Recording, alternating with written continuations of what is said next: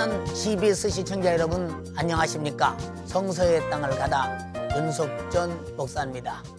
오늘 또 제 옆에는 성서를 우리가 직접 가서 보는 것처럼 설명해 주실 오태현 교수님, 정정호 교수님 나와 계십니다. 오늘 두 교수님 바쁘신데 이렇게 나와 주셔서 감사합니다.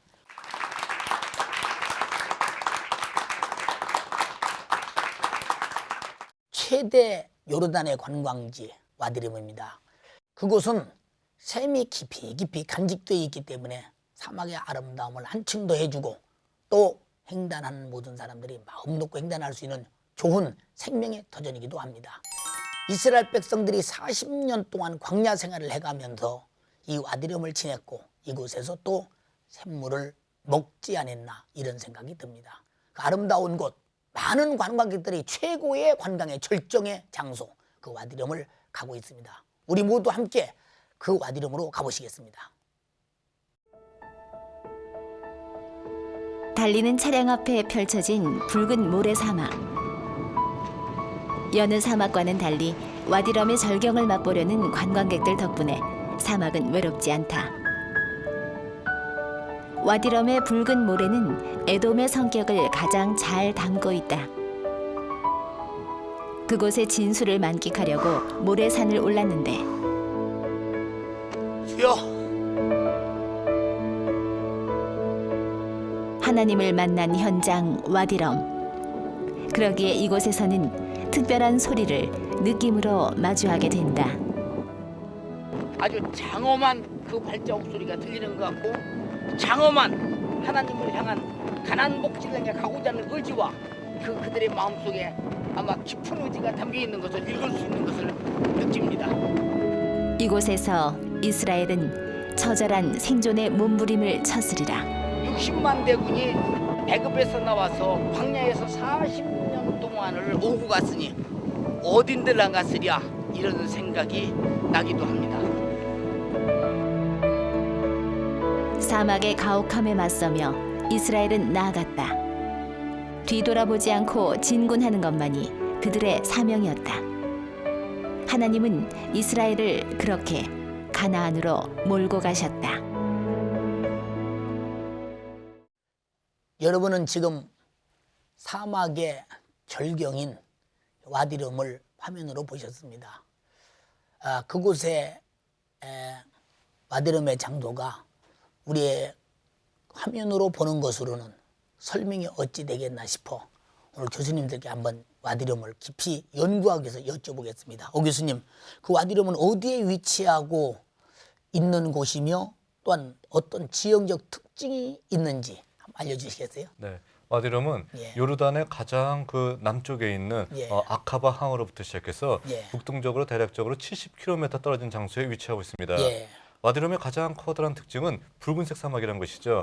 온통 주변이 다 모래 색깔이 붉은색으로 되어 있는 광활하고 아주 넓고 고요한 어떤 그 사막이고요. 또 절경이기 때문에 많은 관광객들이 이곳에 오고 있고요. 요르단의 페트라와 더불어서 가장 최대의 어떤 관광지 중에 하나로서 각광을 받고 있는 장소이기도 합니다. 이 붉은 사막은 폭이 2km, 또 길이가 19km나 넓게 펼쳐져 있고요.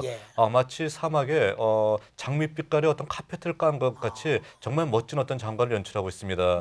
또한 붉은색 사암으로 형형색색의 어떤 그 기괴한 어떤 그런 기암 괴석들이 있기 때문에 그 붉은색 사막과 더불어서 그 기암 괴석을 함께 보게 되면은 정말 평생 잊을 수 없는 어떤 추억을 간직할 수 있는 장소가 바로 와디럼이라고 얘기할 수 있습니다. 그럼 그 끝없는 사막 지역에서도 그 사람들이 살았던 흔적이 발굴됐다고 하는데 참 그 우리가 생각할 때 그럴까 싶은데 그런지 한번 설명해 주시겠어요? 네, 와디름은 이렇게 멋진 장소이기도 하지만 이곳에 사람들이 살았던 흔적이 여러 군데서 발견되고 있습니다.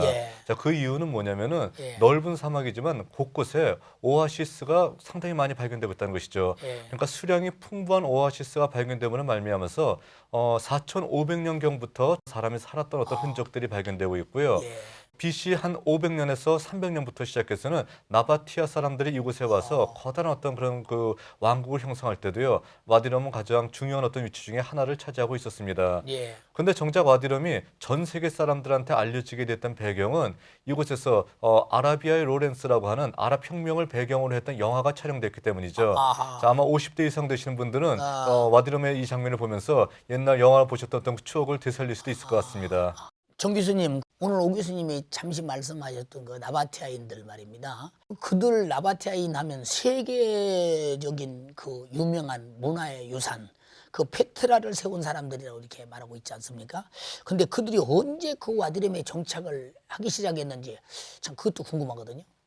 예, 나바티안인들은 주전 한 6세기 경부터 예. 아라비아 북서쪽에서부터 이제 들어오기 시작한 그러한 유목민들이었습니다. 예. 아마 그쪽에 세일산을 이제 목표로 해서 이렇게 진입해온 그러한 유목민으로 그렇게 알고 있었는데, 예. 이들은 이 그 와디럼 이쪽에 와서 정착을 했을 때에 예. 유목민이었기 때문에 사실은 어떤 그 농사 짓는다든가 그 다음에 집을 짓고 정착을 한다든가 한 그러한 기술이 없었습니다. 그들이 들어오면서 그 에돔 족속들과 더불어서 결혼도 하고 해서 그들로부터 그러한 기술을 배웠기 때문에 거기서 일단은 그 정착을 하게 되었을 것으로 그렇게 보고 있고요. 보다 더 중요한 요소는 그곳이 이제 왕의 대로가 통과하고 있고 또 향료의 길이 통과하고 있는 그러한 그 지점에 있습니다. 그래서 그러한 지점에서 그들은 북쪽으로는 그 다마스커스라든가 그 다음에 이스라엘이 있는 팔레스타인 지역, 그 다음에 아라비아 쪽, 그 다음에 이집트 쪽 이런 쪽으로 해서 왕래하는 그런 대상들로부터 통행세를 받음으로 인해서 그들이 이제 어느 정도 부를 축적해 가면서 완전히 정착하게 되었다. 그렇게 볼 수 있습니다. 충분한 이해가 됩니다. 오 교수님, 그 구약 성경에는 그 와디럼이 그 나오지 않는 것 같거든요. 제가 성경을 잘못 읽었는지 모르겠습니다만 잘 기억이 안 납니다. 그래도 그곳이 성소와 어떤 관련이 있다면서요? 네, 목사님이 성경을 제대로 읽으셨습니다. 와디럼이라는 용어는 최근의 용어이기 때문에 자, 구약 성서에 나타날 리가 없겠죠. 그런데 와디럼 자체가 붉은 어떤 사막, 붉은 계곡이다 이런 뜻이거든요. 그러니까 와디럼이라고 하는 것은 구약 성서에 나타나고 있는 에돔이 바로 불타는 뜻이잖아요. 그러니까 에돔의 성격을 가장 잘 나타내고 있는 지역이 바로 와디럼이라고 얘기할 수 있겠죠. 그러니까 구약 성서에 간접적으로 언급이 되어 있다라고 볼 수가 있고요. 와디럼을 볼 때마다 옛날 사람들이 바로 불타, 에돔 이것을 외쳤기 때문에 이 지역이 바로 에돔 지역이 됐다라는 말도 있거든요. 그러니까 구약 성서에 직접적으로 언급이 되지 않더라도 에돔이라는 성격을 가장 잘 나타내고 있는 장소가 와디럼이라고 볼 수 있을 것입니다. 지금 교수님 말씀 들어보니까 에돔 족속과 그 와디럼과의 관계가 이렇게 있다면 이스라엘 백성들이 사실 그 광야에서 오면서 에돔 족속과의 충돌도 있었거든요. 그러면 와디럼이 에돔과 관련이 있다면 이스라엘 백성들이 40년 광야 생활을 할 때 그 와디럼을 지나치지 않았을까 이런 그 의문도 들거든요. 네, 방금 목사님께서 말씀하셨던 그런 추정이 많은 학자들이 지지하고 있는 추정이기도 합니다. 그러니까 이스라엘 백성들이 가데스 바네아를 출발해서 왕의 대로를 통해 가지고선 북쪽으로 올라가려고 했을 때 에돔 왕한테 사신을 보내서 왕의 대로 통과할 때 우리가 우물도 마시지 않고 또 포도밭도 건드리지 않겠다 이렇게 요청을 합니다. 그럴 때 에돔 왕이 거부하고 군대를 끌고 나가서 이스라엘 백성들을 못 지나가게 막게 되는 것이죠. 그럴 때 이스라엘 백성들은 왕의 대로로 지나가는 것을 포기하고 길을 우회해서 북쪽으로 올라가게 되는데 우리가 지도상으로 봤을 때도 우회해서 북쪽으로 올라갔을 때 왕의 대로를 피해서 올라간다 하게 되면은 당연히 와디럼 쪽으로 지나갈 수밖에 없다는 것입니다. 또 다른 추정을 가능할 수 있게 해주는 것이 와디럼 쪽에는 아까 서두에서 얘기했듯이 많은 오아시스들이 있기 때문에 많은 사람들이 그곳에 머무른다 할지라도 물 때문에는 고생을 하지 않을 장소이기 때문에 자, 다른 지역보다 와디럼 지역을 통해서 북쪽으로 올라갔다는 것이 타당하지 않겠는가 이렇게 생각을 하고 있습니다. 그러면 그 정 교수님, 이스라엘 백성이 통과했으리라고 추정하는 와디럼 지역의 장소들은 어떤 것들이 있는지 그것도 알고 싶거든요. 우선 이스라엘 백성들이 이제 에돔 지역을 통과하고 그 와디럼 지역을 가려고 할 때 그 입구에 국경 지역에 있는 그 장소는 바로 호르산입니다. 그 아론이 그 산 정상에 올라가서 그 죽었던 그 호르산이죠. 이 호르산에서 일단 그 들어가서 그 다음에 이제 와디럼 지역에 들어가 보면은 살모나, 분원, 오봇 이란 이제 장소를 지냈다고 이렇게 추정을 할 수가 있습니다. 예. 그 가운데 이제 분원이라는 곳이 좀 주목할 만한 그런 장소인데요. 예. 그곳에 바로 구리 광산이 있었습니다. 이스라엘 백성이 그곳을 지나가다가 하나님께 그리고 모세에게 불평을 하고 그 반역을 하다가 하나님으로부터 벌을 받게 되죠. 예. 그래서 불뱀에 물려서 그렇게 죽게 되었을 때 그들이 요청을 해서 그들이 하나님께 간절히 요청을 했었고 뱀을 만들어서 이렇게 달아라고 모세에게 말씀을 해주셨습니다. 그때 모세는 바로 이 구리를 활용해서 놋뱀을 만들어서 그렇게 달았던 것입니다. 옛날에는 구리라든가 이런 금속을 구한다는 것은 굉장히 어려운 그런 상황이었습니다. 아마도 이 분원 지역에 구리 광산이 있었기 때문에 모세가 그것을 활용해서 놋뱀을 만들고 그 놋뱀을 바라보는 순간 그들은 이제 치료함을 받게 되었죠. 아론이 세상을 떴던 호로산이 거기 있다면 아마 우리가 아까 오 교수님 말씀하신 대로 그 이스라엘 백성들이 그쪽으로 지나간 것이 틀림이 없다. 이렇게 더 구체적인 그 의미를 더 부여하는 것 같기도 합니다. 네. 오늘 두 교수님의 이 와디럼의 말씀을 들으면서 더 한 번 와디럼을 좀 알아보기 위해서 우리 와디럼을 한번 현장으로 가보시겠습니다.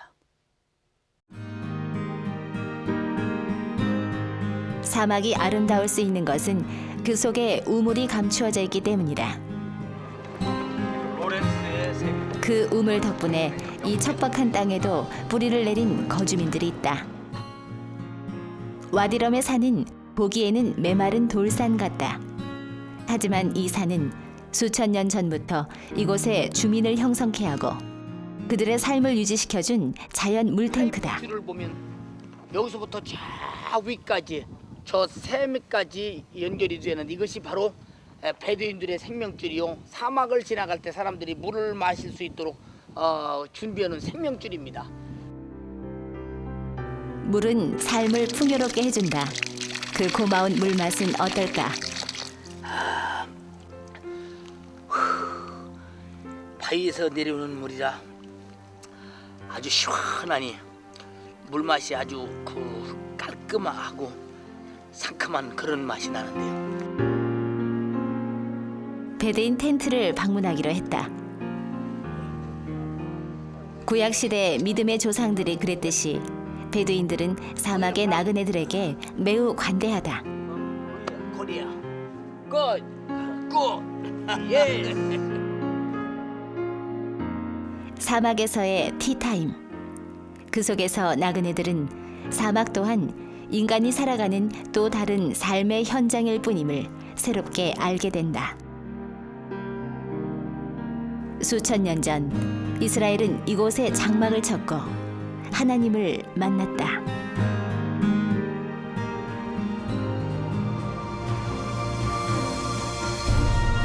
이스라엘아, 이제 내가 너희에게 가르치는 규례와 법도를 듣고 준행하라. 그리하면 너희가 살 것이요 너희의 열조의 하나님 여호와께서 너희에게 주시는 땅에 들어가서 그것을 얻게 되리라.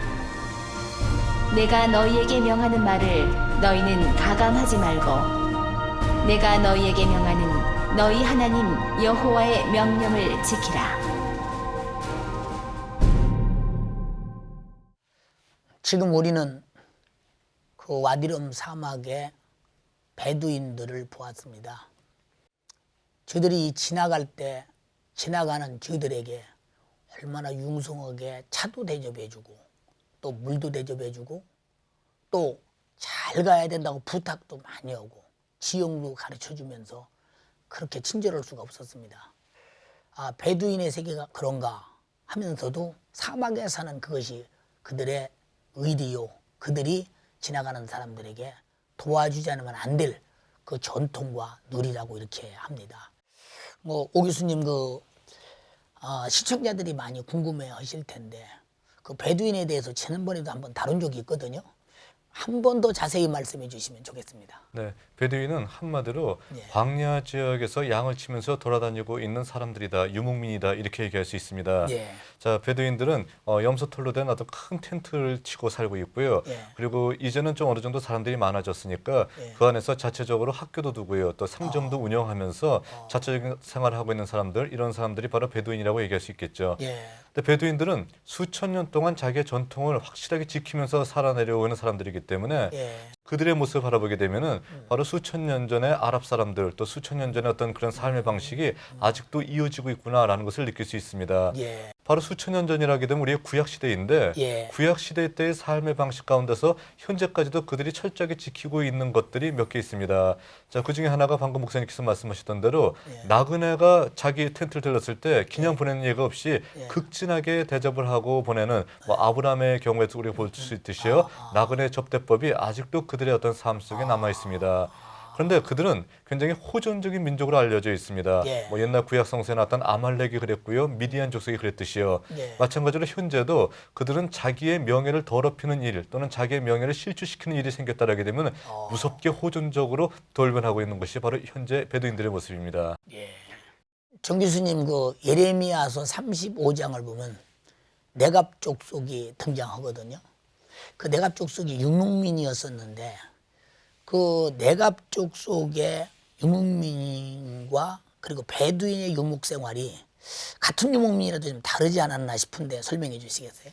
네, 레갑 족속의 경우에서는 다른 유목민들과 동일하게 집을 짓지 아니하고 텐트 속에 살고 있는 그것은 동일합니다. 예. 그런데 한 가지 특징이 있는데 그것은 포도나무도 재배하지 말고 그다음에 포도주도 마시지 말라.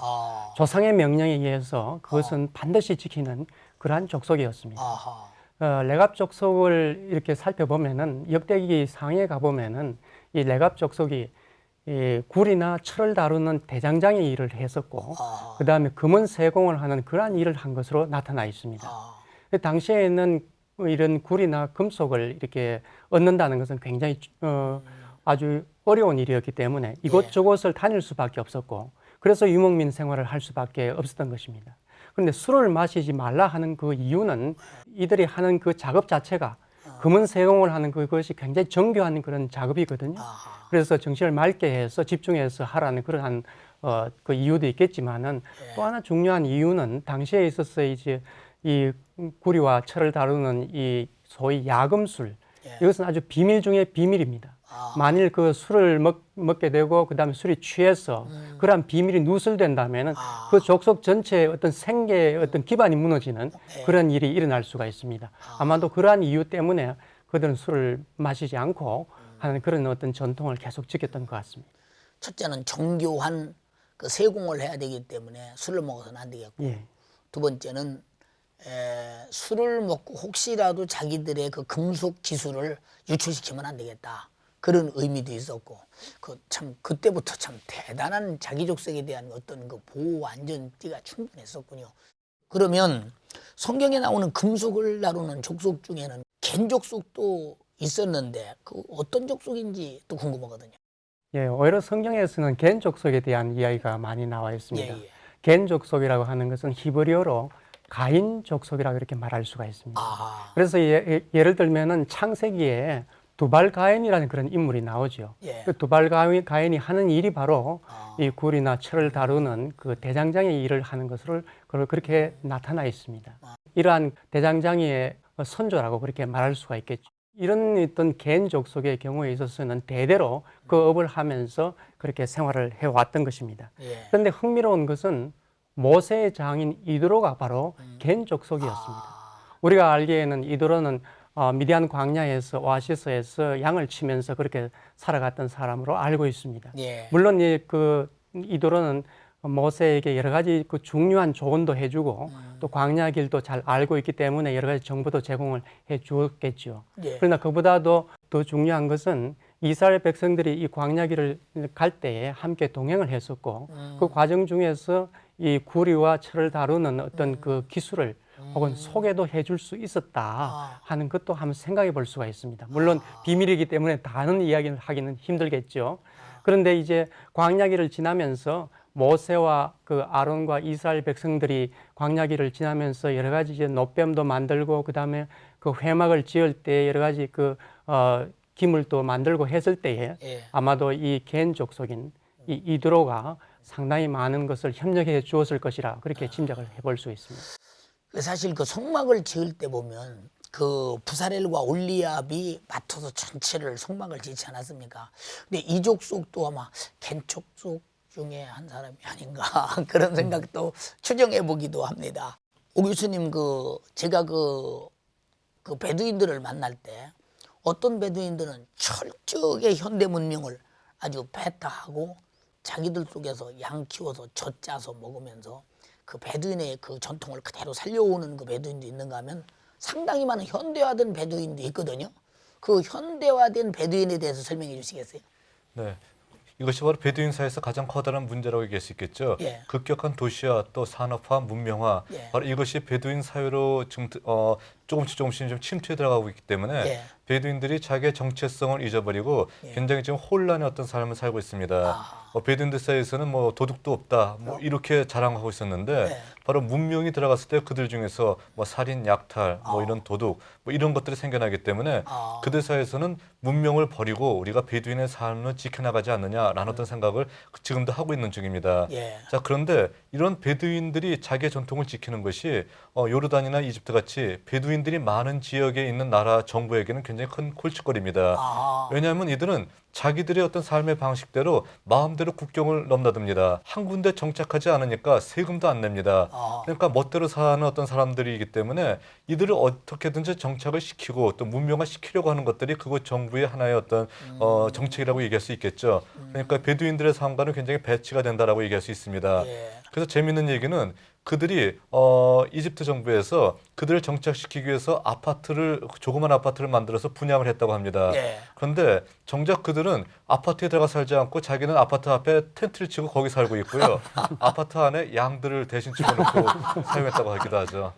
우리 문명의 세대에 보면 웃지 못할 해프닝이기도 합니다. 그러나 그들은 그들 나름대로 그게 정착이 돼 있는 삶이기 때문에 아마 그렇게 하는 것 같은 생각이 듭니다.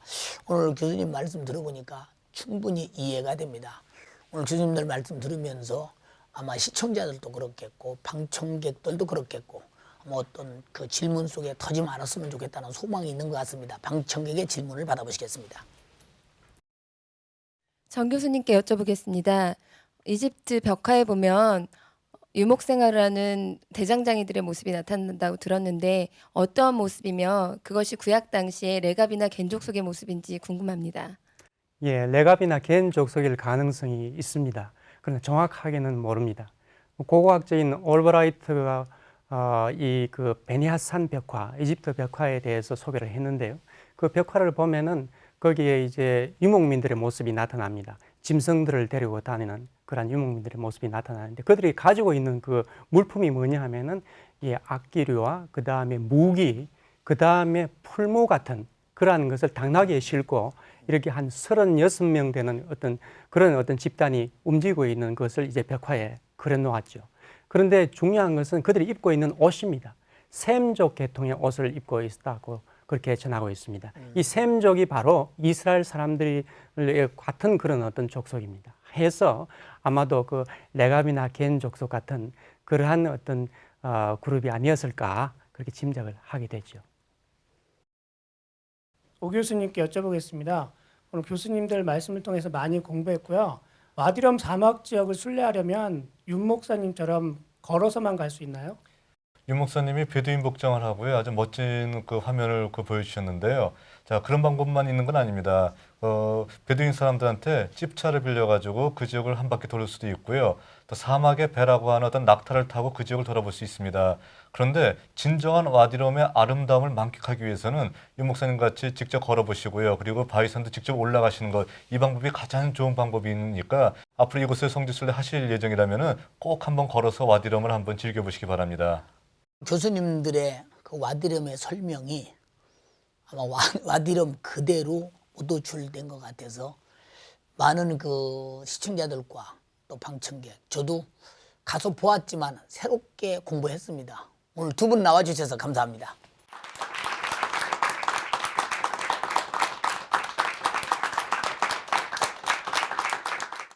우리 역사는 바로 수많은 역사 속에 죄와 저주 속에 생명이 없었던 것입니다. 바로 예수 그리스도는 이 땅에 오셔서 사막의 와디름과 같이, 와디름의 사막의 그 오아시스와 같이 우리의 샘물과 능력과 생명이 되어주셨습니다. 그러므로 수가성 우물가에서 내가 주는 물을 먹으면 영원히 목마르지 않겠다고 했습니다. 예수 그리스도는 인류의 오아시스요, 와디름 사막의 바로 오아시스입니다. 우리 모두 예수 그리스도로 말미암아 이 땅에 없는 생명을 예수로 소유하면서 만끽하며 그 생명에서 여러분이 자유하기를 바랍니다. 감사합니다. 다음 시간에도 뵙겠습니다.